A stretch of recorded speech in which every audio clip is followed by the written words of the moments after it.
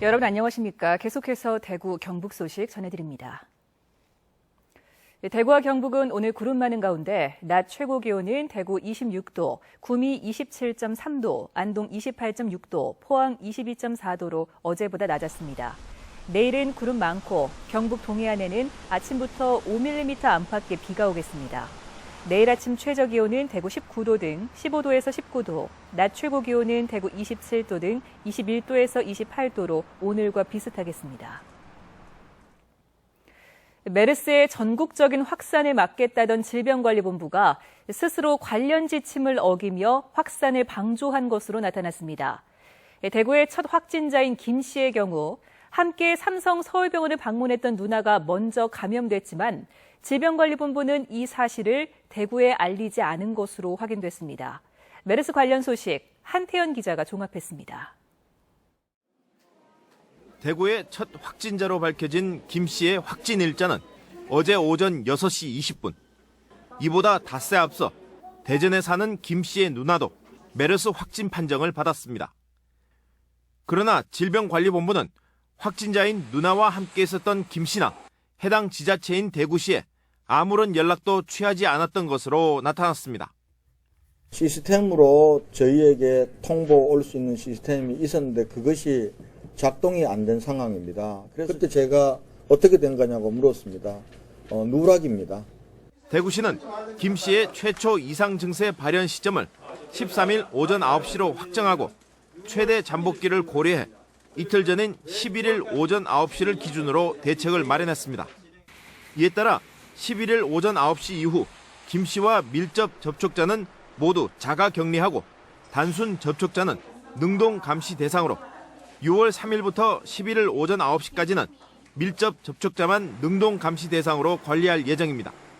대구시는 또 김 씨가 병원균 노출 이후 메르스 환자 평균 잠복 기간이 지난 6월 3일 이후 다녔던 모든 식당과 경로당, 어린이집 이름을 실명으로 공개했습니다. 또 경로당 4곳과 어린이집 5곳은 잠정 폐쇄했습니다. 확진 환자인 김 씨는 고열 외에 폐렴이 겹치면서 대구의료원에서 경북대 병원으로 옮겨졌습니다.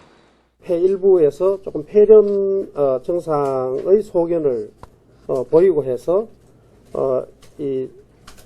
굉장히 적극적으로 좀 선제적으로 대구시는 자가격리자는 1대1 밀착 대응 체제를 마련하고 시민들의 불안감을 유도하는 유언비어에 적극 대응하기로 했습니다.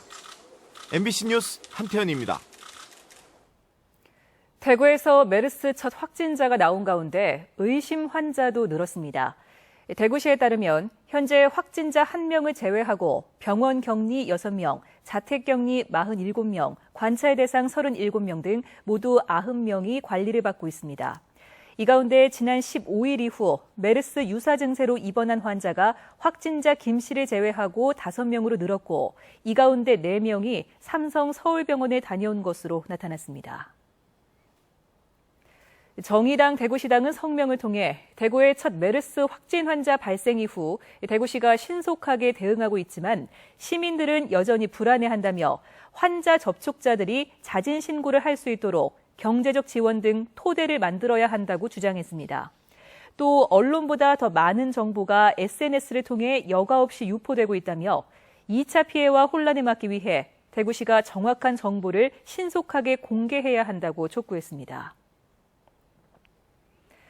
경상북도는 지난 10일 삼성 서울병원에 방문한 뒤 다음 날부터 설사와 복통, 식은땀 증세를 보여 김천의료원에 격리된 경주 지역 의심 환자 49살 A씨의 1차 검사 결과 음성으로 나왔다고 밝혔습니다.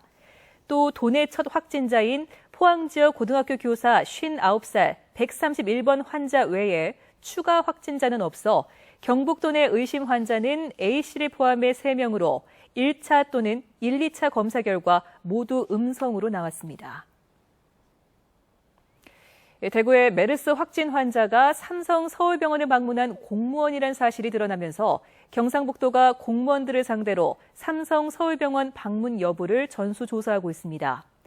경상북도는 24,600여 명의 공무원을 비롯해 교직원과 경찰 등 모두 6만여 명을 상대로 삼성 서울병원을 포함해 메르스가 발병했던 병원 방문 여부를 묻는 한편 도청 홈페이지에서 일반인을 대상으로도 자진 신고를 받고 있습니다. 농업 개방이 확대되면서 10년 뒤에는 농가 소득이 도시가구의 절반 수준으로 떨어질 거라는 전망이 나왔습니다. 정부가 농업, 농촌을 보호하기 위한 중장기 종합대책을 마련해 착수했습니다. 김건엽 기자가 보도합니다. 우리나라는 현재 미국을 비롯한 11곳과 FTA가 발효됐고 중국 등 4곳과는 협상을 타결했습니다. 이 밖에 다른 여러 나라와 협상이 진행 중이거나 준비 중입니다. 이렇게 농업 개방이 확대되면서 농산물 수입도 크게 늘어나 10년 뒤에는 35조 3천억 원에 이를 것으로 예상되고 있습니다. 우리나라 농업 생산액의 75% 수준입니다. 농산물 수입 증가는 국내산 농산물 판매 감소와 가격 하락을 초래해 농가 소득을 떨어뜨리는 주 요인으로 작용합니다. 농가 소득이 줄면서 도농 간 소득 격차는 더욱 커질 것으로 전망됐습니다. 정부는 10년 후에는 도시가구 소득의 절반 수준까지 하락할 것이라는 보고서를 내놓았습니다. 그동안에 FTA 하면서 농업 무슨 대책을 수립한다 이런저런 얘기를 하고 있지만 실제 개방농업 정책 20년, 30년을 해오면서 농민들은 지금 고사 직전이거든요. 정부가 농업과 농촌을 지키기 위한 중장기 종합대책 마련에 나섰습니다. 우리 농업의 국제 경쟁력 제고, 수출 확대, 안전망 강화를 3대 축으로 구체적 대책 마련에 착수했습니다.